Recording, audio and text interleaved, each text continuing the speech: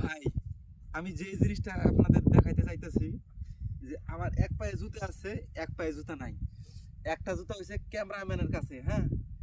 আমি কাজ করে আইতাছি, দেখেন চতুর্দিক দেখুন তো খালি বালু।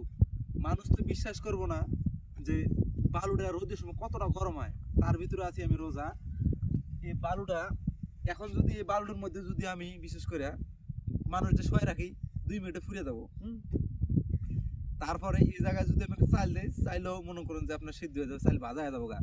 মানুষ ভাবতে পারে যে আমি অভিনয়ের জন্য এরম এরম করতেছি না। যারা আসলেই এই মরুভূমিতে থাকে তারাই বুঝতে পারে এটা কোন মরুভূমি। এটা হচ্ছে তিস্তা মরুভূমি।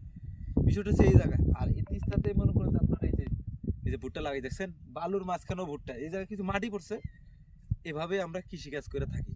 কষ্টটা ভাই আমাদের এখানে। এই যে একটা জুতা আমার ক্যামেরাম্যানে দিছি, আর একটা জুতা দিয়ে আমি যাইতেছি।